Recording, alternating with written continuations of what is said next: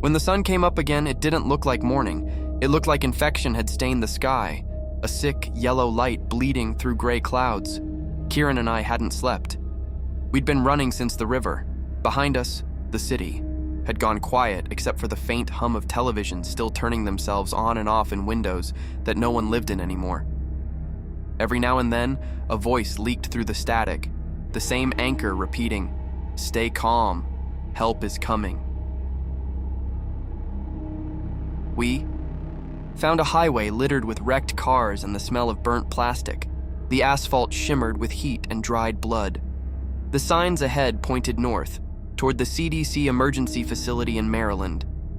That was our destination now. We'd heard whispers on the radio, a faint voice between bursts of static saying, "Safe zone confirmed, medical assistance available, CDC compound secure." It was the first real direction we'd had in days. By nightfall, we had joined a small group of survivors. 3 of them, a woman named Harper who had been a nurse, an older man called Ruiz who never took off his army jacket, and a young kid who wouldn't speak. We traveled together in silence, taking shifts at night while the others slept. The dead didn't always move fast anymore.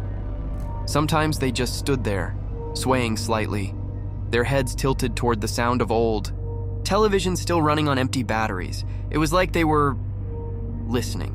2 nights in, Harper told us something strange. "When I worked at the hospital," she said quietly, "we had blood shipments come in every few days, new synthetic donations. It was supposed to help with shortages." I felt my stomach tighten. "Red Harbor Labs," I said. "The name on the trucks?" She nodded. "Yeah, that's it. Red Harbor." Ruiz spat into the dirt. "Military contract. I remember seeing their logo on supply crates back in 19. Something about biosustainability trials." Kiran looked up from his spot near the fire. "But the broadcast said the blood was contaminated. That's how it started." Ruiz shook his head. "That's what they want you to think. Broadcasts like that aren't warnings. They're distractions." Harper shivered. "Then why would the CDC still be transmitting emergency codes?" No one answered. By the 5th day, we reached the edge of the quarantine zone. A massive chain-link fence surrounded the CDC perimeter, topped with razor wire that gleamed faintly under the gray daylight. The gates were open. That should have been the first warning. Inside, the world looked untouched, eerily clean. No bodies, no blood, no signs of struggle. Just silence. We passed through hallways lined with posters that said things like, "Hope is contagious," and "Stay informed, stay alive." The power still worked. Monitors flickered to life as we moved past them, showing surveillance footage of the outside world, empty cities, highways, hospitals overrun, and on every screen, the same ticker. Scrolled endlessly at the bottom, CDC, working to restore humanity. It felt rehearsed. We found him in one of the lower levels, sitting calmly behind a desk surrounded by humming equipment. He was older, wearing a white coat smeared with ash and dust, a laminated badge clipped to his chest. Dr. E. Mason, Viral Genomics Division. He didn't look surprised to see us. "Travelers," he said softly. "You made it. I wasn't sure anyone still could." Harper stepped forward. "We heard the broadcasts. You're still transmitting. Are there survivors here?" He smiled faintly. "In a way, yes." "What does that mean?" I asked.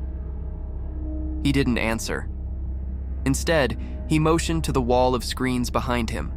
Dozens of feeds displaying maps, live samples, cellular structures, and thermal scans of what looked like brains. "You've seen the infected, I assume," he said.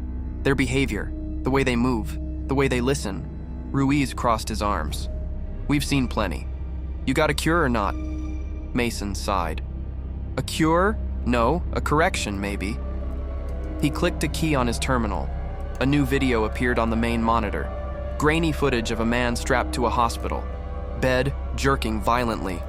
A voice narrated in the background. "Subject 32B has shown advanced neural coherence. Blood frequency synchronization successful. Motor control regained." The man on the screen went still. Then his eyes opened, and he smiled. "What the hell is this?" Harper demanded. Dr. Mason turned to us. "What you've been calling a virus was never meant to infect anyone. It was designed to connect them." My mouth went dry. "Connect?" He nodded. "Red Harbor Labs was contracted to develop a biological network, a way to link human consciousness through synthetic blood infused with nanoscopic signal receivers. The idea was simple. Eliminate miscommunication, one thought shared among all minds." Ruiz stepped back.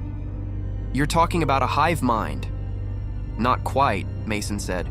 "It was supposed to be controlled, monitored through a central broadcast hub. But when the frequency expanded, it found its own signal. It learned. It began rewriting what it touched." Kiran swallowed hard.